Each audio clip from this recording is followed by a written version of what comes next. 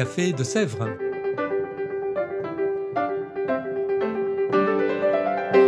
Au Café de Sèvres, on discute philosophie et théologie.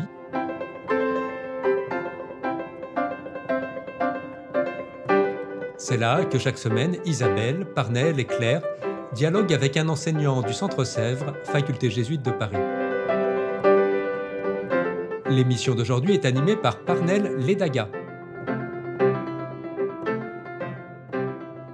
Bonjour à tous, chers auditeurs du Café de Sèvres. Je suis ravi de vous retrouver pour ce nouveau podcast.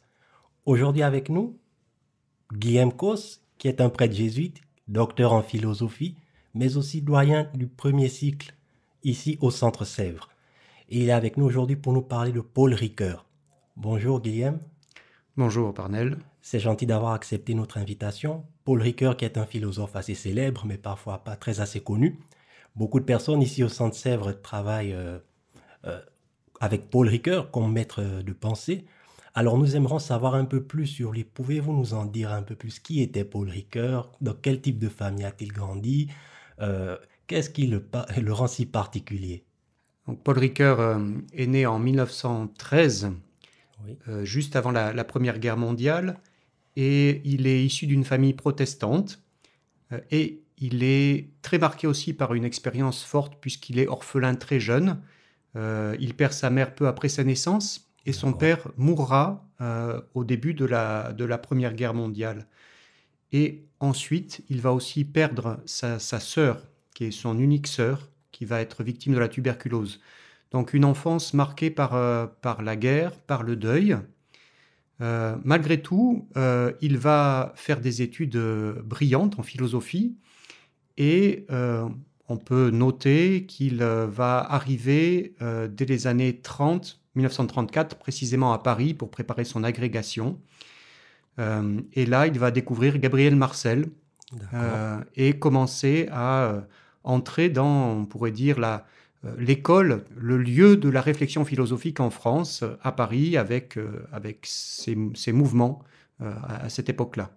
Alors, après une autre expérience très forte qu'il vivra, très dure aussi, c'est la Seconde Guerre mondiale, puisqu'il sera prisonnier des Allemands pendant 5 ans.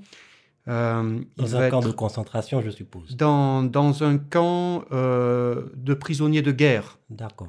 En Poméranie orientale. Et alors, ce qui est tout à fait remarquable, c'est que pendant ces années de captivité, Oui. il continuera à faire de la philosophie, parce qu'il sera enfermé notamment avec plusieurs intellectuels, Oh oui. et ça lui permettra de travailler Jaspers, et surtout de traduire le premier grand ouvrage de Husserl en français. D'accord. Il aura à sa disposition un ouvrage de Husserl qu'il a eu de manière secrète. Oui. Et comme c'est un ouvrage interdit, très discrètement, il va traduire dans les marges. Et ce sera publié à son retour en France, les IDN 1. Alors, il a eu du temps en prison de travailler sur la philosophie et de réaliser des traductions de textes. Alors, il a pris ce temps. Je pense aussi que c'était une nécessité pour lui de réfléchir, de penser. Et je crois aussi que c'était important pour lui d'honorer cette pensée allemande par-delà toutes les dérives et les déviances qui étaient offertes par la pensée nazie.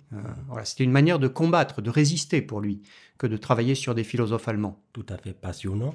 Et alors, quels sont les domaines de la philosophie qui l'ont particulièrement intéressé, lui, Paul Ricoeur? Le premier domaine auquel il s'est intéressé, là je viens d'en parler, c'est la phénoménologie. Alors, mais plutôt que de domaine, je crois que Paul Ricoeur s'est laissé interroger par des grandes questions.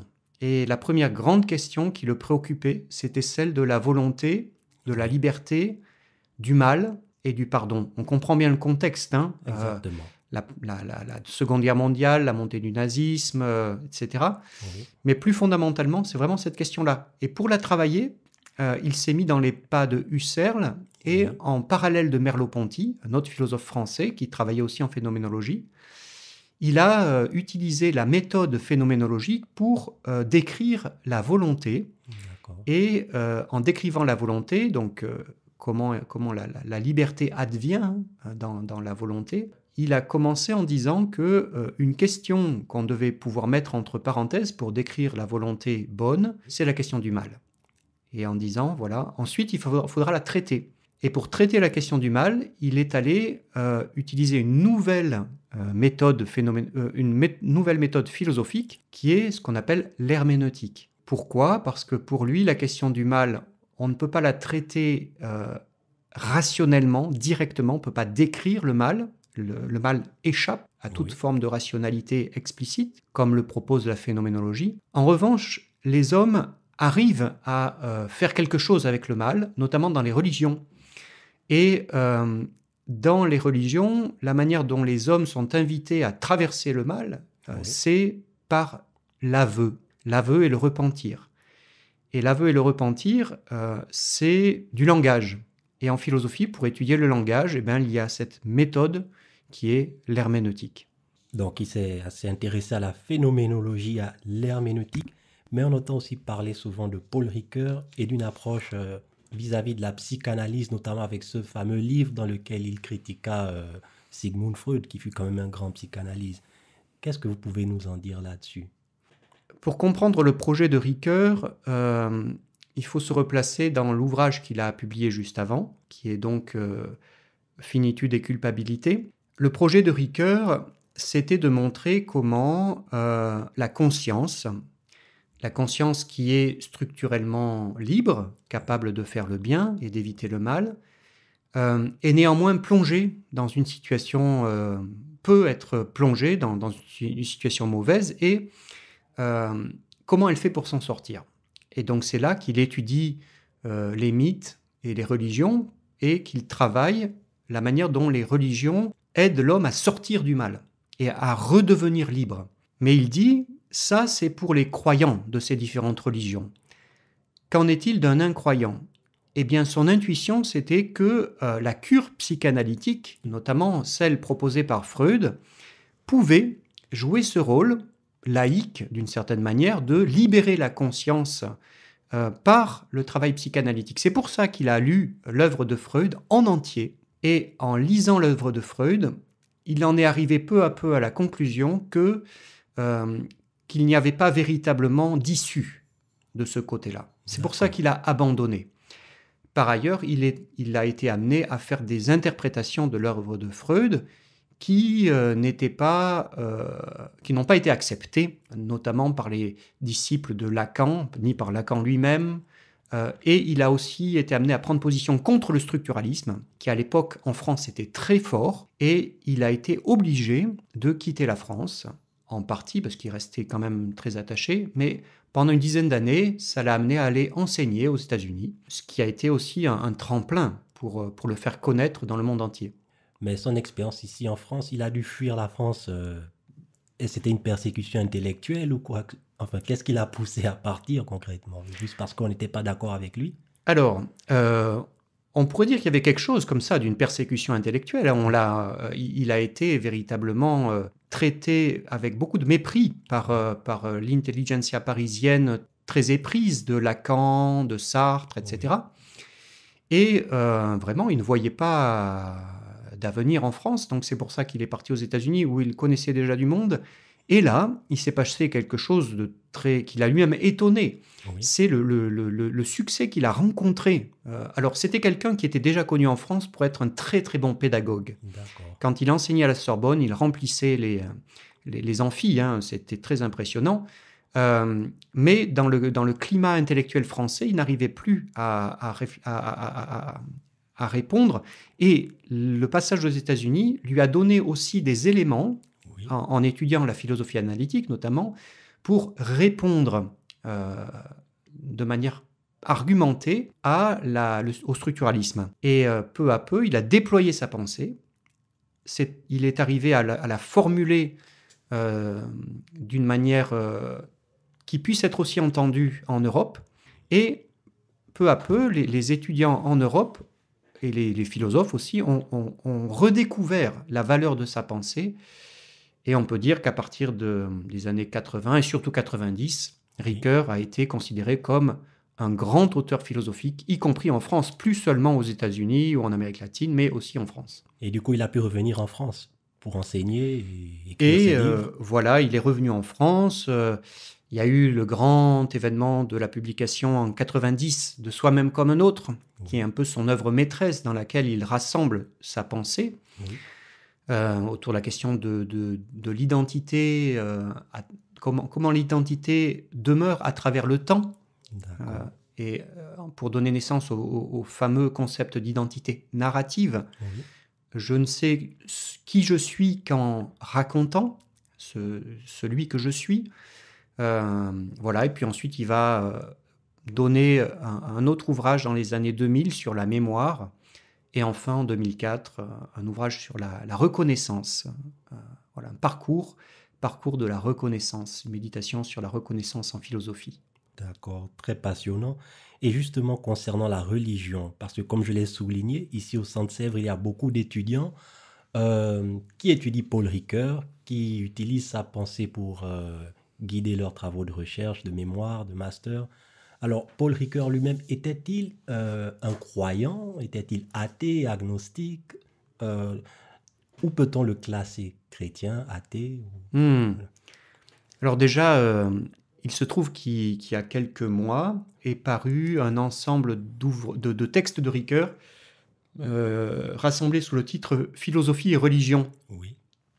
Ou la religion pour penser, plus exactement, la religion pour penser. Et c'est un ensemble de textes qui nous permettent de comprendre quel rôle a joué la religion dans la pensée philosophique de Paul Ricoeur. Alors, Paul Ricoeur a été toujours attentif à se définir comme philosophe. Et comme philosophe, a considéré la religion comme l'autre de la philosophie. Un autre qui lui était très proche, évidemment, puisqu'il ne s'est jamais caché d'être protestant. Néanmoins, c'est vraiment comme philosophe qu'il aborde la religion, et la religion, c'est un autre qui stimule la pensée philosophique, qui lui pose des questions. Il y a un fameux texte en 1960, qui est l'épilogue de la symbolique du mal, qui s'appelle « Le symbole donne à penser ». Le symbole, c'est véritablement la dimension religieuse du monde, qui offre une manière de vivre dans le monde et de rendre le monde vivable. Et cette manière-là se propose aux philosophes, et ça l'interroge sur ce qui fonde ce monde, sur la diversité de ces mondes que les différentes religions proposent. Voilà. Donc ça, c'est un rapport à la religion. Et dans sa pensée, il y a une thématique qui est très présente, qui vient de la religion et qu'il s'est approprié comme philosophe, c'est ce qu'il appelle la différence entre la finitude et la culpabilité. D'accord. Ça, c'est extrêmement important. La finitude, c'est ce qui marque l'homme et qui le limite, avec aussi ses dimensions négatives, comme la maladie, la mort, l'échec. Tout ça, c'est la finitude de l'homme, ce qui fait que la liberté humaine, c'est une liberté finie. Mais il faut distinguer ça de la culpabilité, c'est-à-dire ce qui va non plus limiter la conscience, mais l'affaiblir. La culpabilité affaiblit la conscience. Oui, quand l'homme fait le mal, ça affaiblit sa capacité à faire le bien. Et donc, ça pose la question de la régénération de cette conscience. Voilà. Donc, il a vraiment distingué ce qui est de l'ordre de la finitude, qui est le propre de l'homme, de ce qui est de l'ordre de la culpabilité, qui appelle des ressources particulières. Et là, dans les ressources particulières dont l'homme dispose, la religion est très, très importante pour Ricoeur, pour régénérer la liberté qui s'est affaiblie à cause du mal commis ou subi. Mais si on suit cette même ligne de pensée en disant que la culpabilité affaiblit la conscience en faisant le mal, alors si on fait le bien, on pourrait aussi en déduire par là que le bien affaiblit le mal. La culpabilité affaiblit notre conscience par le mal, alors le bien, est-ce que lui, il va aussi affaiblir le mal en renforçant par exemple notre conscience? Alors, ce que dit Ricoeur, c'est que ce qui va permettre à la conscience de retrouver sa force, c'est effectivement de s'appuyer sur le bien qui est en elle. Mais ça suppose en réalité de croire, y compris philosophiquement, que le bien dans l'homme est toujours disponible y compris chez des personnes qui ont subi les plus grands maux ou qui ont fait le plus grand mal, D'accord. qu'il y a toujours un bien qui est accessible.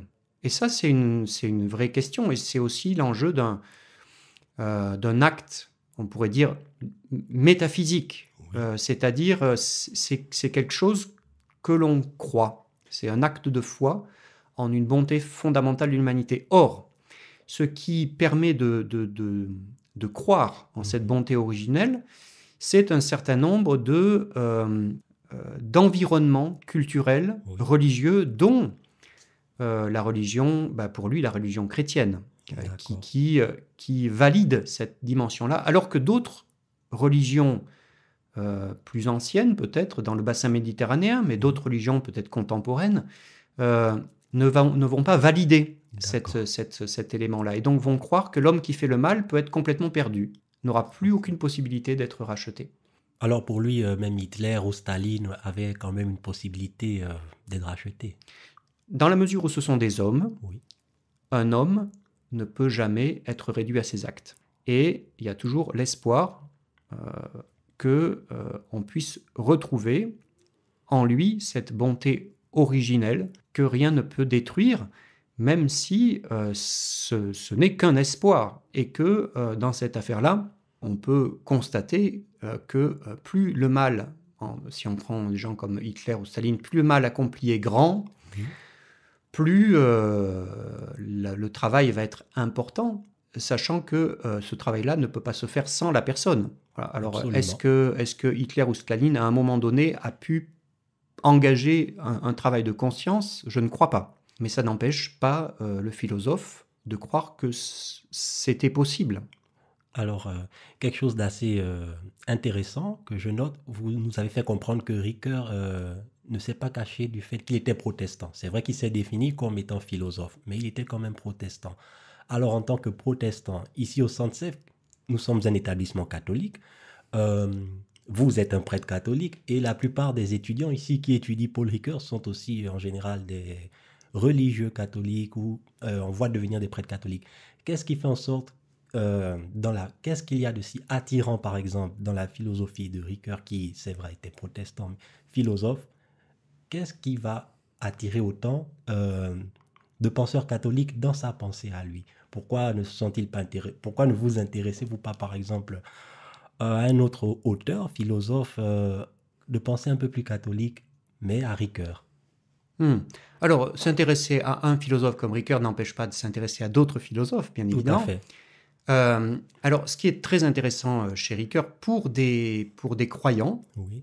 au sens large du terme, c'est précisément qu'il a fait cet exercice comme croyant d'être véritablement philosophe. D'accord. C'est-à-dire de marquer cette frontière entre ce qui s'adresse à tout homme, Oui. quelle que soit sa croyance ou sa non-croyance, et ce qu'il va pouvoir tirer, retirer, recevoir de telle ou telle culture ou religion. Cette distinction-là permet à un catholique, quand même, de faire, par exemple, de faire le même type de travail, c'est-à-dire de distinguer ce qui relève d'un discours qui va s'adresser à tout homme de ce qu'il peut recevoir comme interrogation ou comme élément de la tradition catholique.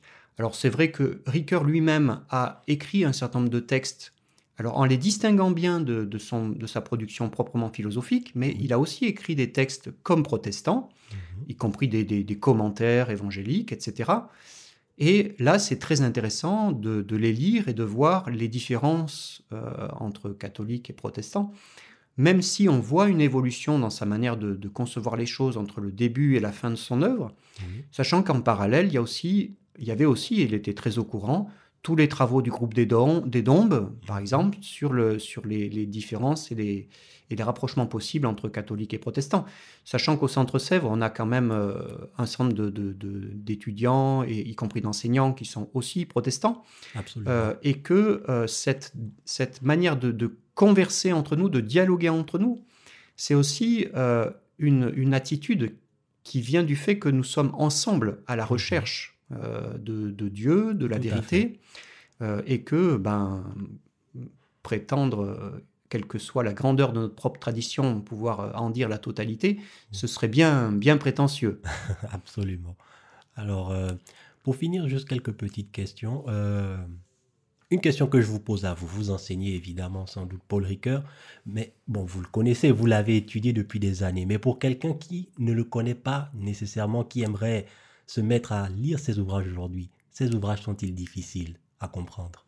Alors, Paul Ricoeur a la réputation d'être un auteur qui n'est pas facile à lire, d'abord parce que c'est un homme qui avait une culture philosophique et littéraire et religieuse extrêmement vaste. Et donc, lire Ricoeur, c'est rentrer dans une grande conversation où il va convoquer des philosophes, la Bible, des auteurs de la littérature, comme Proust, comme Virginia Woolf, etc. Donc, ça suppose d'entrer dans un mouvement de pensée dans lequel, comme lecteur, on ne connaît pas forcément les auteurs dont il parle. Donc, ça suppose d'accepter de lire sans forcément tout comprendre et de lire dans la longueur. Voilà. Et peu à peu, on comprend qu'il y a un mouvement de pensée qui revient. Et peu à peu, on se familiarise avec ce mouvement de pensée et ça devient de plus en plus facile. Alors ensuite, il y a des textes qui sont plus faciles à lire, de Paul Ricoeur, notamment les articles qui sont rassemblés dans les différents ouvrages qui sont maintenant parus, la série de ses écrits et conférences, par exemple. Voilà. Donc ça, c'est facile à lire. Il y a des très beaux textes, je pense, le Socius et le prochain, par exemple, ou alors l'image de Dieu et l'épopée humaine. Ce sont des très très beaux textes qui sont vraiment faciles à lire. D'accord. Et donc, quel est l'ouvrage que vous recommanderiez à quelqu'un qui aimerait se familiariser avec Paul Ricoeur? Que lui conseillerez-vous d'aller lire en premier? Là, c'est difficile de répondre parce que Ricoeur n'a pas une œuvre systématique. D'accord. C'est pas linéaire. Non. Il a travaillé à partir de questions qui lui étaient posées. Donc, je demanderai à la personne quelle est sa question. Si c'est sur Dieu, disons. Si c'est la question de Dieu, oui. Alors Ricoeur n'a pas, c'est pas une question explicite chez Ricoeur, mais il y a par exemple, je pense à la fin de l'homme faillible, la finale de l'homme faillible. Il y a une réflexion sur Dieu. Voilà. Alors des questions qui sont plus centrales chez Ricoeur, la question du pardon, par exemple. Alors là, il y a un texte qui est l'épilogue de son ouvrage qui s'appelle « La mémoire, l'histoire, l'oubli ». Voilà. Donc ça, il faut voir un petit peu thème par thème. D'accord. Et c'est vrai que ces ouvrages, maintenant qui sont parus de collections d'articles, sont publiés par thématique. Et donc, c'est beaucoup plus simple aujourd'hui d'aller, à partir d'un thème qu'on veut travailler, trouver l'article qui correspond. Sur l'identité narrative, maintenant... il y a plusieurs articles qui traitent de cette question-là, qui peuvent être des manières de rentrer dans la question. Eh bien, merci. Alors, une dernière question pour terminer. Est-ce que vous donnez des cours, ou des conférences ou des séminaires, par exemple le semestre prochain sur Ricoeur ou des thèmes qui se rapprochent de Ricoeur? Alors, actuellement, je suis directeur des études, ce qui est un plein temps, ce qui fait que je n'ai plus la possibilité de donner des cours sur Ricoeur. D'accord. Néanmoins, j'écris quelques articles régulièrement. Non, je vais donner un cours à 2 voix au 2e semestre sur un tout autre sujet, avec une collègue qui est psychologue, praticienne, Lorraine Angenot. Nous allons travailler ensemble sur écoute psychologique et écoute spirituelle. Dans le contexte actuel de la crise des abus. Voilà, c'est une formation qui nous a paru importante de pouvoir donner. Mais je ne désespère pas, peut-être l'année prochaine, de redonner un cours sur Ricoeur. Je l'espère grandement. Voilà. Bon, merci infiniment à vous, Guillaume Cos, d'être venu et de nous avoir fait découvrir Paul Ricoeur. Merci infiniment. Merci. Quant à vous, chers auditeurs du podcast du Café de Sèvres, je vous donne rendez-vous dans 2 semaines. Au revoir, à bientôt.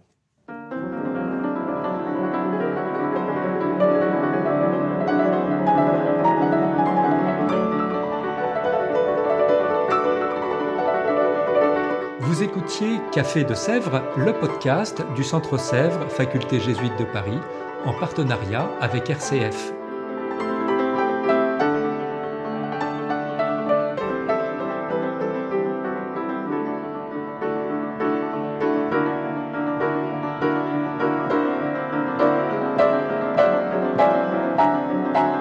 ne rater aucun épisode, abonnez-vous sur votre application préférée.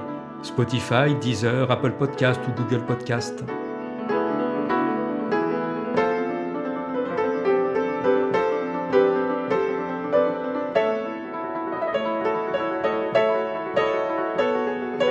Et sur notre site internet www.centresèvres.com, découvrez l'ensemble de nos cours et conférences en philosophie et théologie. À bientôt!